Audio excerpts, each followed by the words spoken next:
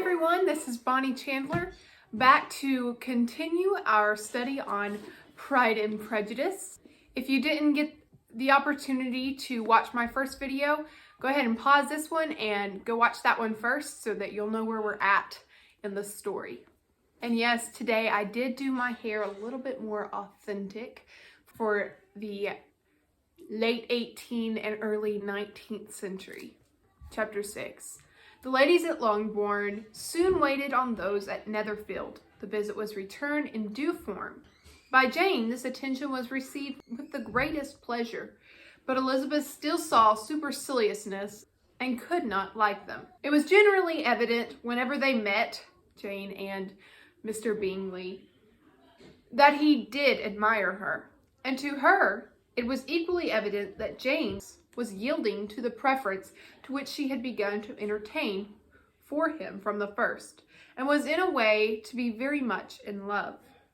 But she considered with pleasure that it was not likely to be discovered by the world in general, since Jane united with great strength of feeling, a composure of temper, and a uniform cheerfulness of manner, which would guard her from the suspicions of the impertinent. She mentioned this to her friend, Miss Lucas. So Lizzie is talking to Charlotte Lucas about this, and they're noticing that Jane is able to compose herself. She knows Jane enough that she knows she's in love and she likes Mr. Bingley, but prying eyes will not notice this. "It may perhaps be pleasant," replied Charlotte, "to be able to impose on the public in such a case, but it is sometimes a disadvantage to be so very guarded. If a woman conceals her affection with the same skill from the object of it, she may lose the opportunity of fixing him, and it will then be but poor consolation to believe the world equally in the dark. So it is good sometimes to be able to conceal your admiration from the world and prying eyes, but if you also conceal your love from the object of it, then he won't know that she loves him. There is so much gratitude or vanity in almost every attachment that it is not safe to leave any to itself. We can all begin freely. A slight preference is natural enough, but there are very few of us who have heart enough to be really in love without encouragement. In 9 cases out of 10, a woman had better show more affection than she feels. Bingley likes your sister, undoubtedly, but he may never do more than like her if she does not help him on. They're observing that Jane is concealing her affection. Charlotte is suggesting she needs to help him on or he's not going to know that she loves him. She's suggesting Mr. Bingley doesn't have heart enough to love without encouragement.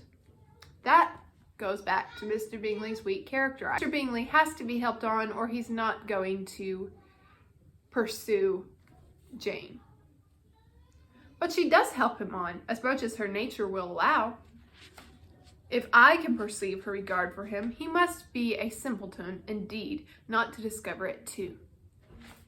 Remember, Eliza, that he does not know Jane's disposition as you do. Elizabeth knows Jane enough that she can see she's in love, but Bingley does not know Jane. She says, if I had the opportunity to get a rich husband, then I would snatch him up. Elizabeth acknowledges the wisdom of snatching up a husband if her only design was to get married to a rich husband. Yes, she would just snatch him up, but these are not Jane's feelings. Jane wants to marry for love, and she doesn't even know her own feelings exactly on Mr. Bingley yet. She doesn't act by design. She hasn't planned out all of this. She's just kind of going with the flow. Regarding Jane and Bingley's character is they have dined several times with each other, but they never have enough conversation to really know each other that well. It's just kind of, it's a fine day type conversation. They're not doing a very good job of ascertaining each other's characters. Charlotte says, "It is better to know as little as possible of the defects of the person with whom you are to pass your life." Today we show so much caution in choosing the person that we marry. So this sounds funny for Charlotte to say this, but I think there is a little bit of truth in it where back in the day you had arranged marriages. You weren't being picky about who you chose. Your parents chose your spouse for you. And those marriages worked out because they weren't trying to decide if this person was going to make them happy enough or if this person was perfectly compatible with them. They were determined to make it work despite this person's flaws. So there's some truth in what Charlotte says there. I would suggest that you have caution in choosing your spouse, though. "You make me laugh, Charlotte," says Elizabeth, "but it is not sound. You know it is not sound, and that you would never act in this way yourself." Occupied in observing Mr. Bingley's attentions to her sister, Elizabeth was far from suspecting that she was herself becoming an object of some interest in the eyes of his friend, Mr. Darcy. Mr. Darcy had first scarcely allowed her to be pretty. He had looked at her without admiration at the ball. "She is tolerable, I suppose, you know." And when they next met, he looked at her only to criticize. But no sooner had he made it clear to himself and his friends that she had hardly a good feature in her face than he began to find it was rendered uncommonly intelligent by the beautiful expression of her dark eyes. Though he had detected with a critical eye more than one failure of perfect symmetry in her form, he was forced to acknowledge her figure to be light and pleasing. And in spite of his ascertaining that her manners were not those of the fashionable world, he was caught by their easy playfulness. Of this she was perfectly unaware. To her, he was only the man who had made himself agreeable nowhere, and who had not thought her handsome enough to dance with. So Mr. Darcy is having a change of heart, and he is noticing Elizabeth, while Elizabeth is noticing Jane and Mr. Bingley. He began to wish to know more of her, and as a step towards conversing with her himself, attended to her conversation with others. He's eavesdropping. His doing so drew her notice. It was at Sir William Lucas's, where a large party was assembled. And here's something. I don't know if any of you have watched the 1980 Pride and Prejudice film. It's not given much credit, but I think it does a pretty good job. It's pretty accurate to the book. It is not as good film because it's older, but I really like watching this adaptation myself. And this is the only adaptation I have seen this scene in. So, what does Mr. Darcy mean?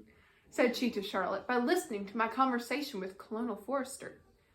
That is a question which Mr. Darcy only can answer. But if he does it any more, I shall certainly let him know that I see what he is about. He has a very satirical eye. And if I do not begin by being impertinent myself, I shall soon grow afraid of him. Elizabeth is a bit of a daredevil, and Charlotte Lucas dared her to ask Mr. Darcy why he's eavesdropping. Did not you think, Mr. Darcy, that I expressed myself uncommonly well just now, when I was teasing Colonel Forster to give us a ball at Meryton? With great energy, but it is a subject which always makes a lady energetic, says Mr. Darcy. You are severe on us, says Elizabeth.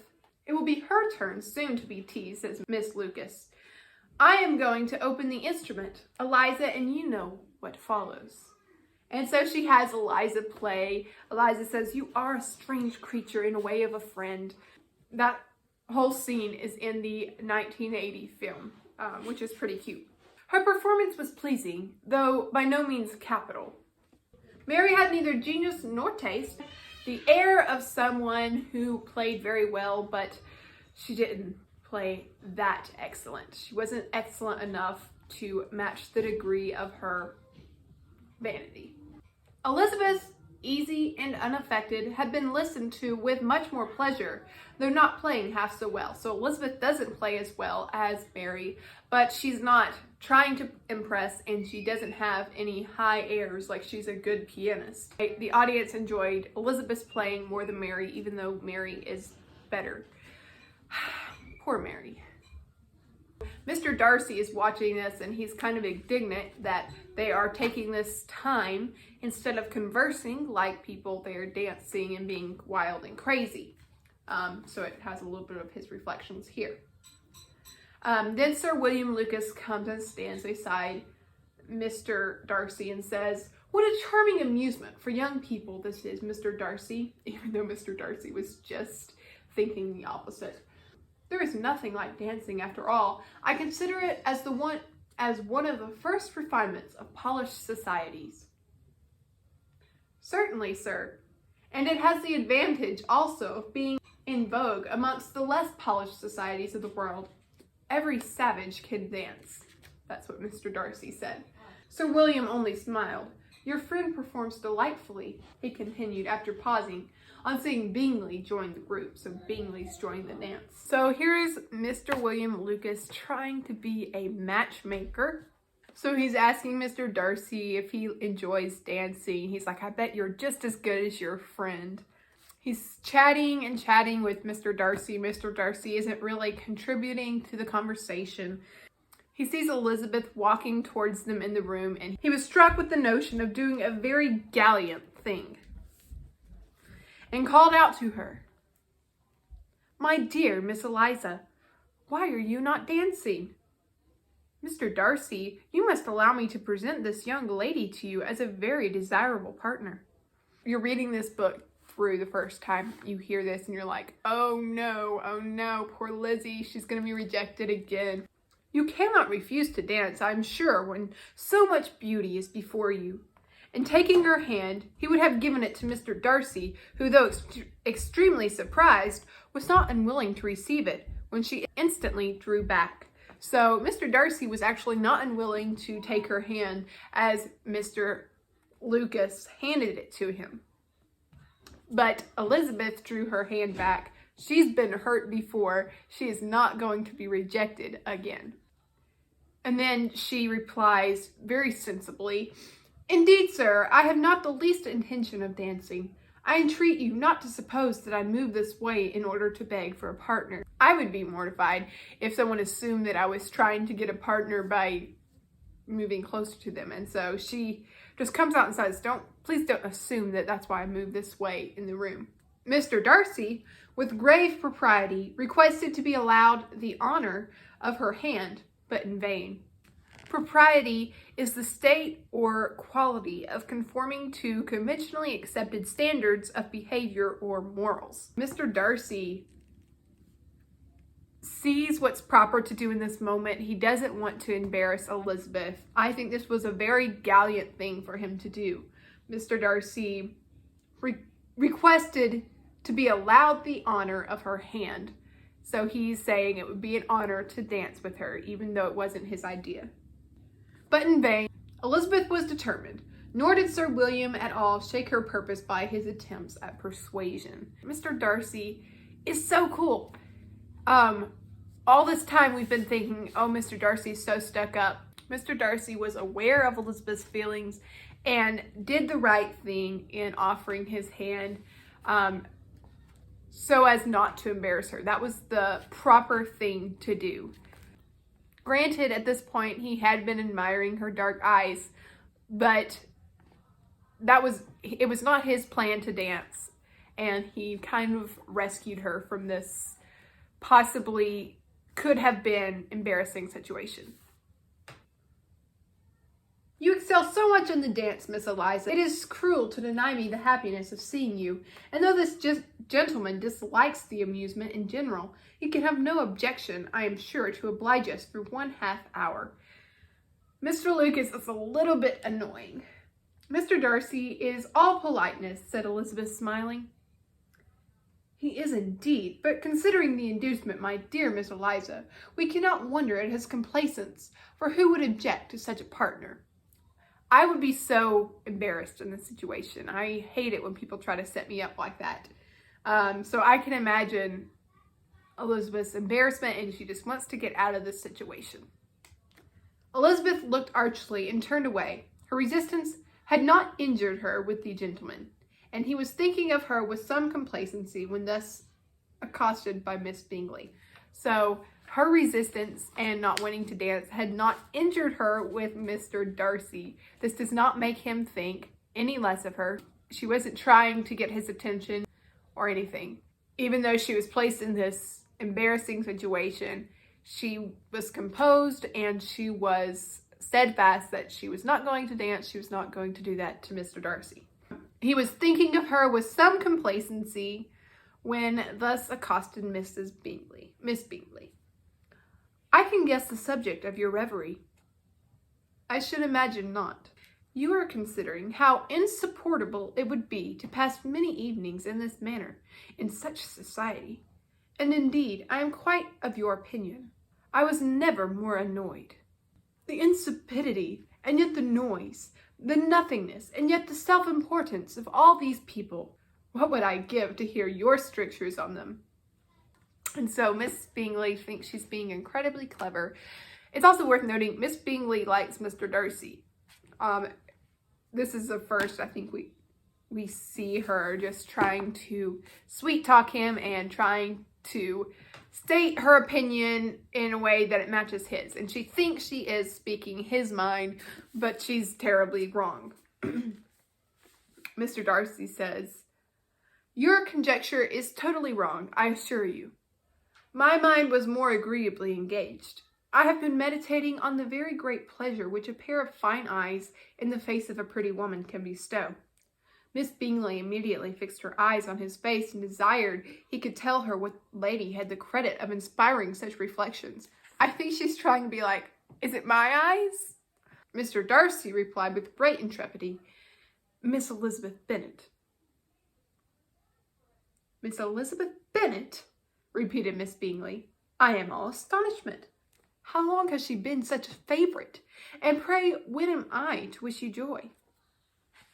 So that had to come as a shocker to Miss Bingley because we know that Mr. Darcy did say something. We didn't hear the actual comment about Elizabeth being plain in front of his friends, and probably Miss Bingley was among that party. And so now he's saying she has fine eyes.